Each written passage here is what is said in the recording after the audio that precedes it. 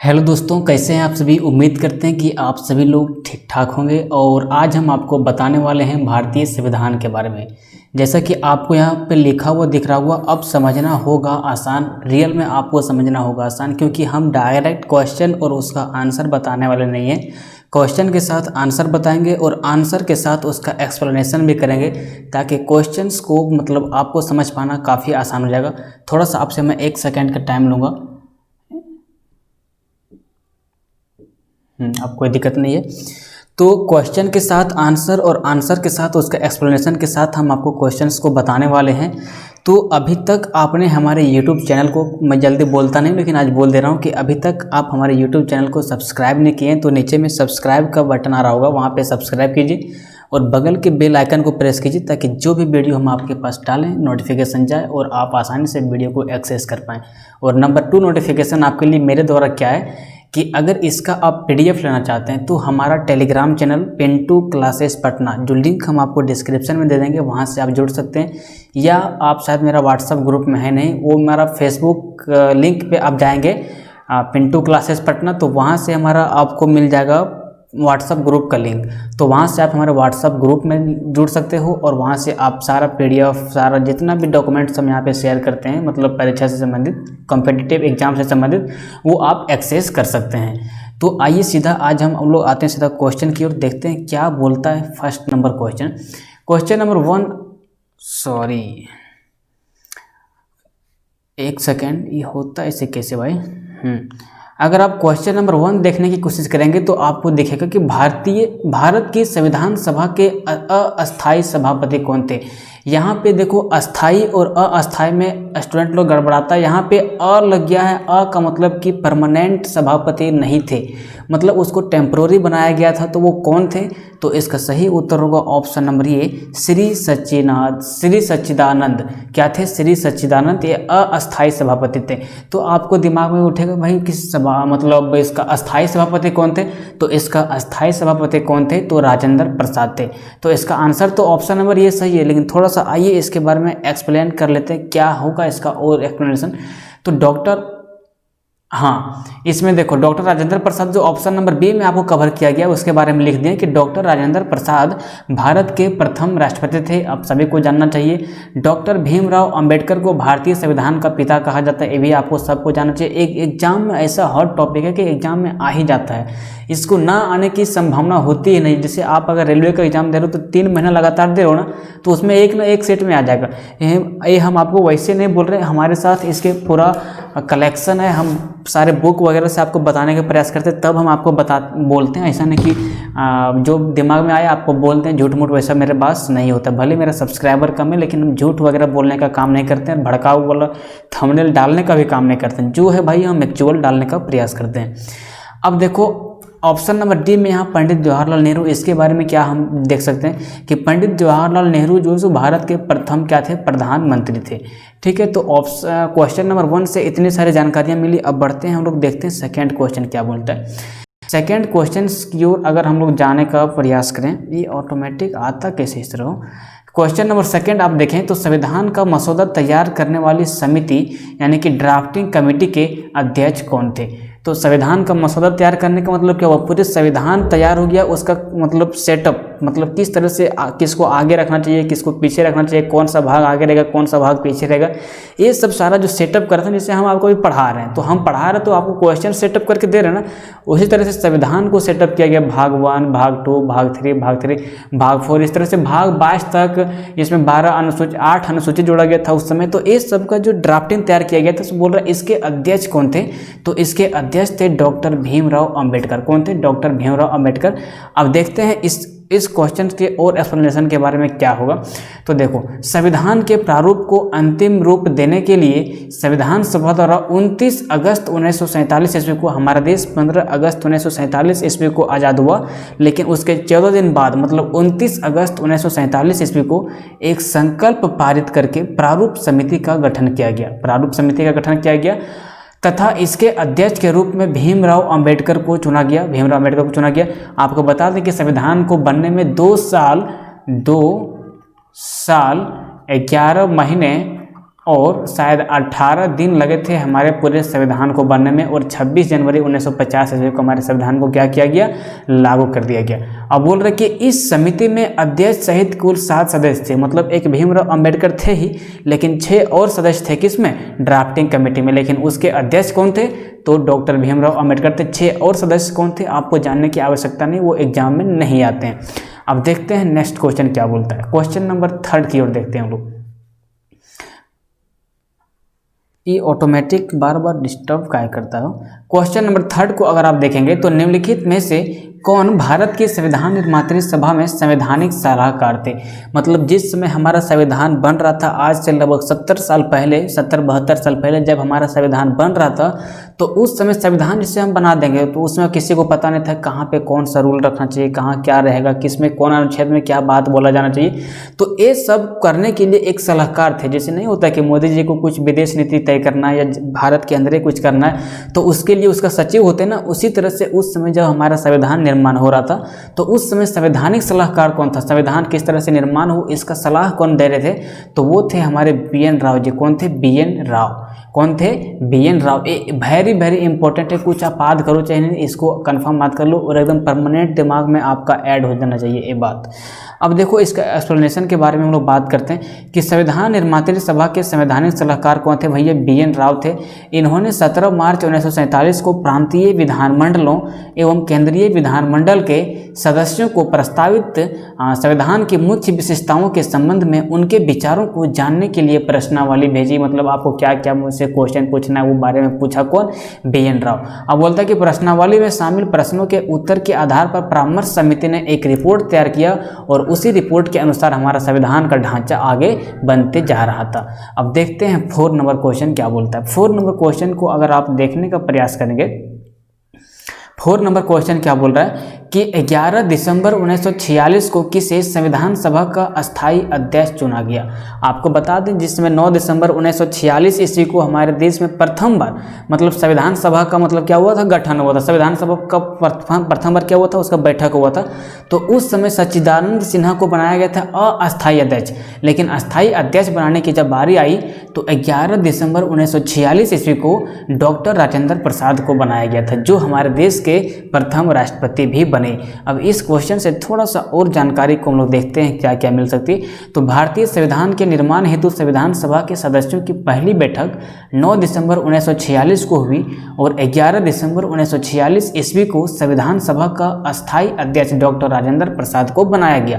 पहला बार जब बैठक हुआ था 9 दिसंबर 1946 ईस्वी को, उस समय अस्थायी अध्यक्ष, अस्थायी नहीं अस्थायी अध्यक्ष किसे बनाया गया था, तो डॉक्टर सच्चिदानंद सिन्हा को।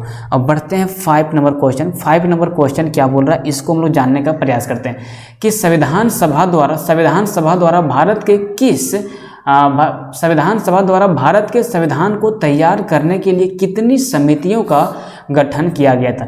नहीं बोलता ये बलवंत राय मेहता समिति है तो ये अशोक राय मेहता समिति है। उसी तरह से हमारे देश के जब संविधान का निर्माण हो रहा था उस समय बहुत सारे समितियों का गठन किया गया था। वही पूछ रहा है कि जब हमारे देश का संविधान तैयार हो रहा था तो उस समय कुल कितनी समितियों का गठन किया गया था, तो ऑप्शन नंबर डी इसका होगा, कुल 7 समितियों का गठन होगा। अब इसमें आपको एक्सप्लेन करने की मुझे कोई ज़रूरत है ही नहीं, क्योंकि 7 को 7 आपको देखना ही है।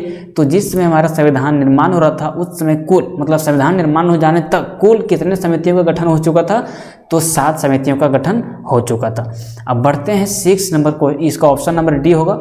अब बढ़ते हैं 6 नंबर क्वेश्चन पे। 6 नंबर क्वेश्चन क्या बोलता है आइए इसके बारे में देखते हैं कि भारतीय संविधान है, भारतीय संविधान, ये ऑटोमेटिक तुम कहाँ आता हो। क्वेश्चन नंबर 6 क्या बोल रहा है कि भारतीय संविधान है, भारतीय संविधान क्या है, तो अत्यंत कठोर है या लचीला है या अंशतः कठोर और अंशतः लचीला है। तो इसका सही उत्तर होगा ऑप्शन नंबर डी, अंशतः कठोर और अंशतः लचीला। आपको बता दें हमारा संविधान अंशतः कठोर और अंशतः लचीला कैसे है, क्योंकि हमारे देश में बहुत सारे कानून को पारित करने के लिए ऐसे ऐसे रूल हैं जो कानून को पारित नहीं करने देता है, विरोधी लोग उसको नहीं भी दे सकते हैं। और कुछ कानून ऐसे हैं जिसे मतलब संसद के मतलब सामान्य बहुमत से भी उस कानून को पारित किया जा सकता है। तो जो कानून को हम सामान्य बहुमत से पारित कर देते हैं उसे हम लोग बोलते हैं लचीला है हमारा संविधान, तभी तो सामान्य बहुमत से उस कानून को हम लागू कर देते हैं। लेकिन जो कानून में विशेष बहुमत से मतलब लागू किया जाता है, जैसे आपको कुछ एग्जाम्पल दे दें, CAA, NRC, ये सब के नहीं, GST जब हमारा संविधान में लागू हुआ था, GST संविधान में लागू नहीं, मतलब जब GST पारित किया गया था तो उसे विशेष बहुमत के द्वारा से पारित किया गया था। तो वो क्या था, GST को लागू करना कठिन था। GST कितने बार संविधान में बिल आया और कितने बार गया, क्योंकि उसका पूर्ण बहुमत मिल ही नहीं पा रहा था जितना बहुमत की आवश्यकता थी। तो हमारा संविधान अंशतः कठोर है और अंशतः लचीला है, इसीलिए तो कोई भी केस मुकदमा होता है तो उसको लड़ने में आपको 1 साल 2 साल लग जाएगा उस केस को पूरा फिनिश करने में। मतलब हमारा संविधान कठोर भी है और लचीला भी है। तो इस क्वेश्चन का आंसर आप समझेंगे कि हमारा संविधान क्या है, कठोर भी है और लचीला भी है। अब बढ़ते हैं, अब हमारा फेस को देख नहीं पा रहे हुए या फिर हमारा फेस आपको क्लियर देखने रहो, क्योंकि ये वीडियो हम रात को रिकॉर्ड कर रहे हैं, ठीक है। अब बढ़ते हैं 7 नंबर क्वेश्चन पे। 7 नंबर क्वेश्चन में आइए देखते हैं क्या बोलता है। क्वेश्चन नंबर 7 बोल रहा है कि भारत एक धर्मनिरपेक्ष देश है, इसका तात्पर्य क्या है। ये धर्मनिरपेक्ष जो है ना, सो आधे लोगों को समझे में नहीं आता ये धर्मनिरपेक्ष होता क्या है। ये धर्मनिरपेक्ष के बारे में आपको थोड़ा बता देते हैं। धर्मनिरपेक्ष क्या होता है कि धर्मनिरपेक्ष का मतलब ये हुआ कि जैसे मान लीजिए हमारा धर्म, मान लीजिए हम हिंदू हैं तो हम हिंदू धर्म को फॉलो कर रहे हैं, कोई मुस्लिम है तो वो मुस्लिम धर्म को फॉलो करेगा, कोई सिख है तो वो सिख धर्म को फॉलो करेगा। लेकिन धर्मनिरपेक्ष देश का यहाँ बात कर रहा है, यहाँ धर्मनिरपेक्ष कोई समुदाय का बात नहीं कर रहा है। धर्मनिरपेक्ष कोई कह सकते हो खास कम्युनिटी को गाइडलाइन नहीं कर रहा है, पूरे देश को कर रहा है। तो पूरे देश में धर्मनिरपेक्ष का मतलब क्या होता है कि उस देश में कोई खास क्या होगा, धर्म नहीं होगा। उस देश में क्या होगा कि कोई खास धर्म नहीं होगा। जैसे कोई मुस्लिम है तो अपना मुस्लिम धर्म को अपनाएगा, कोई हिंदू है तो अपना हिंदू धर्म को अपनाएगा। मतलब कि हमारे संविधान में किसी विशेष प्रकार के धर्म को मान्यता प्राप्त नहीं किया गया है, उससे ही हम लोग बोल देते हैं धर्मनिरपेक्ष। और ये धर्मनिरपेक्ष के बाद हमारे प्रस्तावना में भी प्रयोग किया गया है। तो भारत एक धर्मनिरपेक्ष देश है, इसका क्या तात्पर्य है। तो इसका क्या तात्पर्य है कि उसका कोई राज्य स्तर पर धर्म नहीं है। जैसे हम झारखंड में रह रहे हो, आप बिहार में रह रहे हो, कोई पटना में, कोई मध्य प्रदेश में रह रहा होगा, कोई यूपी में रह रहा होगा, आंध्र प्रदेश, अरुणाचल प्रदेश, ये सब कोई भी आप स्टेट में रहते हो तो वहाँ पे राज्य स्तर पर कोई भी धर्म नहीं है। अलग अलग समुदाय के लोग अलग अलग धर्म को मान सकते हैं, इससे ही हम धर्मनिरपेक्ष बोलते हैं। किसी एक धर्म को मान्यता ना देना धर्मनिरपेक्ष कहलाता है। ये बात को आप मतलब अपने दिमाग में घुसा लो, क्योंकि ये काफ़ी इम्पोर्टेंट होता है और एग्जाम में क्वेश्चन इससे आते भी हैं। आइए देखते हैं इसके एक्सप्लेनेशन के बारे में। तो भारत एक धर्मनिरपेक्ष देश है, इसका तात्पर्य है कि उसका राज्य स्तर पर कोई धर्म नहीं है। राज्य धर्म के संदर्भ में पूर्णतः तटस्थ है, मतलब राज्य जो है सो धर्म के संदर्भ में कुछ भी नहीं बोल सकता है। और राज्य प्रत्येक धर्म का समान आदर करता है, हिंदू, मुस्लिम, सिख, ईसाई, कोई भी धर्म हो, राज्य सभी को क्या करता है, एक समान दर्जे से देखती है। अब बढ़ते हैं 8 नंबर क्वेश्चन पे। 8 नंबर क्वेश्चन क्या बोलता है, आइए इसके बारे में देखने का प्रयास करते हैं। बोलता है कि गणतंत्र होता है। गणतंत्र क्या होता है, गणतंत्र के बारे में आपको हम बताने का प्रयास करते हैं। गणतंत्र क्या होता है।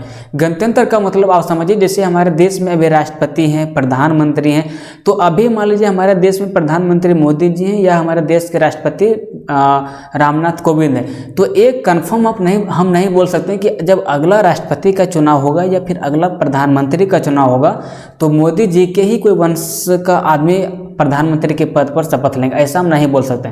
अगर किसी देश में प्रधानमंत्री का पद या कोई भी सरकारी पद या कोई भी जिसमें इलेक्शन के थ्रू होता है, उसमें अगर हम जैसे मान लीजिए हमारे मोदी जी हैं तो अगला बार मोदी जी को मतलब मोदी जी के किसी भी मतलब रिलेटिव का या फिर उसके कोई खानदान का आदमी एकदम डायरेक्ट हमारे पद पे नहीं बैठ सकता है, पीएम के पद पर, उसे हम लोग बोलते हैं गणतंत्र। इसका मतलब क्या हुआ कि राज्य जहाँ पर अध्यक्ष वंशानुगत नहीं हो, पहले जब राजा होता था तो राजा का बेटा राजा बनता था, फिर उसका बेटा राजा बनता था, फिर उसका बेटा राजा बनता था। लेकिन गणतंत्र का ये नियम है कि जो मतलब वंशानुगत इसमें शासन पद्धति का लागू नहीं हुआ। जैसे अभी हमारे मोदी जी प्रधानमंत्री हैं तो मोदी जी के बाद इनके बेटा भी नहीं हो सकते हैं, इनके रिलेटिव में कोई भी नहीं प्रधानमंत्री के पद पर हो सकते हैं तब जब वो इलेक्शन जीत के हमारे देश के अंदर आए, तभी वो हमारे देश के प्रधानमंत्री या संविधान के पद या फिर राष्ट्रपति के पद पर आसीन हो सकते हैं। तो गणतंत्र का मतलब ये होता है कि राज्य जहाँ पर अध्यक्ष वंशानुगत रूप से ना हो, मतलब उसी का कोई रिलेटिव नहीं हो, उसका बेटा नहीं हो, उसका कोई भाई भतीजा कुछ भी नहीं हो, वो जो भी हो वो चुनाव जीत के हमारे देश के कोई भी कर सकते हो, पब्लिक के पद पर बैठ सकते हैं। अब बढ़ते हैं नेक्स्ट नंबर क्वेश्चन, इसके बारे में समझिए क्या इसका एक्सप्लेनेशन है। गणतंत्र से तात्पर्य एक ऐसे राष्ट्र है जिसके प्रमुख का पद वंशानुगत ना होकर निर्वाचन पर आधारित होता है। बोलो ना कि निर्वाचन के बिना आप उस पद पर नहीं बैठ सकते हैं, उससे ही हम लोग क्या बोलते हैं, गणतंत्र बोलते हैं। अब बढ़ते हैं 9 नंबर क्वेश्चन पे। 9 नंबर क्वेश्चन आइए देखते हैं क्या बोलता है। 9 नंबर क्वेश्चन क्या बोल रहा है यहाँ पे कि कैबिनेट मिशन प्लान के अधीन बनी संविधान सभा में कितने सदस्य थे। कैबिनेट मिशन आपको बता दें कि हमारे देश में कब आया था दोस्त, तो 1946 ईस्वी में कैबिनेट मिशन आया था। कई बार क्वेश्चन इससे आते हैं और बोल रहा है कि कैबिनेट मिशन प्लान के अधीन बनी संविधान सभा में। संविधान सभा मतलब बहुत कुछ समझता नहीं, सिर्फ वैसे पढ़ लेता है इसको। संविधान सभा का मतलब समझो, जिस तरह से आप अपने गांव में पंचायत करते तो वहाँ पे बहुत सारे लोगों का समूह होता है ना, उसी तरह से संविधान सभा में क्या हो, संविधान के निर्माण करने वाले लोगों का एक ग्रुप होता है, उसे हम लोग बोलते हैं संविधान सभा। ये संविधान सभा बोलते हैं ना, कई लोग पढ़ के वैसे पार करते हैं, इसको कोई समझता नहीं, सिर्फ वैसे पढ़ता है। इसलिए हम आपको A to Z मतलब मेन पॉइंट पे फोकस करें जहाँ पे लोग कंफ्यूज ज़्यादा से ज़्यादा होते हैं। तो बोलता है कैबिनेट मिशन प्लान के अधीन बनी संविधान सभा में कितने सदस्य थे, मतलब कितने लोग थे, तो टोटल 389 सदस्य थे। इसको विस्तार पूर्वक से थोड़ा सा हम जानने का प्रयास करेंगे क्या क्या इसका मैन था। तो देखिए कैबिनेट मिशन की सिफारिश के अनुसार जुलाई 1946 ईस्वी में, कब, जुलाई 1946 मतलब 7वां महीना, जुलाई 7वां महीना होता है ना, तो 7वां महीना 1946 में। इसको याद कैसे रखोगे, इधर का 6 और इधर का 1 जोड़ दो, इधर 7 कर दो, तो जुलाई 1946 हो जाएगा। ये सब टेक्निक है याद करने का, बार बार मैं आपको बताने का प्रयास करूंगा कहाँ कहाँ आप कैसे याद कर सकते हो। तो जुलाई 1946 में भारतीय संविधान सभा के निर्वाचन के लिए चुनाव हुए, जिसमें 10 लाख की जनसंख्या पर एक प्रतिनिधि चुनना था। कितने जनसंख्या पर, 10 लाख की जनसंख्या पर एक प्रतिनिधि चुनना था। इन प्रतिनिधियों का चुनाव सीधे जनता द्वारा नहीं अपितु प्रांतीय सभाओं के प्रतिनिधियों को करना था। प्रांतीय सभा का मतलब क्या है, जैसे मान लीजिए हमारे यहाँ भी सांसद है, तो उस समय क्या था कि मुखिया होगा कोई गांव वगैरह का या फिर कोई प्रमुख होगा, उसके द्वारा सीधे जनता के द्वारा उसको नहीं चुना जाना था। नहीं तो उस समय इलेक्शन की प्रक्रिया इतनी हार्ड थी कि 50 साल तक गिनते गिनते आपको वोट लग जाएगा और गिन नहीं पाएगा। उस समय कम आबादी नहीं था 1946 ईस्वी में हमारे देश की, ठीक है। तो बोल रहा है कि इन प्रतिनिधियों का चुनाव सीधे जनता द्वारा नहीं अपितु प्रांतीय सभाओं के द्वारा, जो छोटे छोटे लोकल एरिया में गवर्न करते थे, वहां पे शासन करते थे, उनके द्वारा चुना गया था। किसको, संविधान सभा के प्रतिनिधियों को। अब बोलता है इस चुनाव में कुल 293 सदस्य विधान सभाओं के माध्यम से निर्वाचित हुए थे। विधानसभा अभी होता है उसमें और लोकसभा होता है, लेकिन उस समय क्या था, विधानसभा में 293 मेंबर को क्या किया गया था, सेलेक्ट किया गया था, इलेक्ट किया गया था। सेलेक्ट नहीं, इलेक्ट, इलेक्शन के द्वारा इलेक्ट। 93 सदस्यों ने भारतीय शाही रियासतों का प्रतिनिधित्व किया था तथा 4 सदस्यों ने मुख्य आयुक्त प्रांतों का प्रतिनिधित्व किया, और इस प्रकार संविधान के कुल 389 सदस्य हो गए, जो कैबिनेट मिशन के तहत आए संविधान में सदस्य की संख्या थी 389। ठीक है, तो क्वेश्चन नंबर 9 को आप समझ सकते हो। अब बढ़ते हैं हम क्वेश्चन नंबर 10 की ओर। आइए देखते हैं क्वेश्चन नंबर 10 क्या बोलता है। क्वेश्चन नंबर 10 क्या बोल रहा है कि संविधान के निर्माण में निम्न में से कौन सा दल शामिल नहीं था। दल का मतलब आप समझो पार्टी। ये सब छोटा छोटा टॉपिक को अगर आप नहीं समझोगे तो आप बर्बाद हो जाओगे। दल का मतलब होता है पार्टी। दल का मतलब कोई दाल समझता है, जो खाने वाला दाल होता है उसको, तो वो दल आपको समझने की प्रयास नहीं करनी है। दल का मतलब होता है पार्टी। जैसे बोलते हैं क्रिकेट का दल है तो ये फुटबॉल का दल है। टीम बोलेगा तो सब समझ जाएगा, पार्टी बोलेगा तो सब समझ जाएगा, लेकिन हिंदी भाषा दल समझेगा नहीं। कुछ कुछ हिंदी वैसे ही होते हैं जो समझ में नहीं आता, जिसका उपयोग बहुत ज़्यादा होता नहीं है, उससे लोगों को समझ में नहीं आता। लेकिन हम पढ़ने वाले स्टूडेंट हैं तो मुझे समझना इसको काफ़ी आवश्यक होता है। तो दल का मतलब होता है पार्टी। तो बोलता है कि संविधान के निर्माण में निम्न में कौन सा दल शामिल नहीं था। तो भारतीय राष्ट्रीय कांग्रेस तो भैया शामिल होगा, इसको जो अभी हम बोलते हैं कांग्रेस, क्या बोलते हैं, कांग्रेस बोलते हैं। मुस्लिम लीग भी शामिल था, साम्यवादी दल भी शामिल था, लेकिन हिंदू महासभा क्या था, इसमें शामिल नहीं था। तो इसका सही उत्तर होगा ऑप्शन नंबर डी, यानी कि हिंदू महासभा। तो इस प्रकार से पूरा टोटल 10 क्वेश्चन कंप्लीट होता है, और ये था संविधान के पार्ट 1। इसी तरह से जितने भी इम्पोर्टेंट क्वेश्चन हो आपको जब तक करवाने दें तब तक पार्ट 1, पार्ट 2, पार्ट 3, जिस तरह से मूवी का ट्रेलर आता है ना, सीजन 1, सीजन 2, सीजन 3, सीजन 4, उसी तरह से इसका पार्ट 1, पार्ट 2, पार्ट 3, पार्ट 4 करते करते जब तक कि पूरा इंपॉर्टेंट क्वेश्चन कंप्लीट ना हो जाए तब तक हम आपको करवाते रहेंगे। तब तक हमारे साथ जुड़े रहिए। जय हिंद, जय भारत। मिलते हैं किसी नेक्स्ट वीडियो में।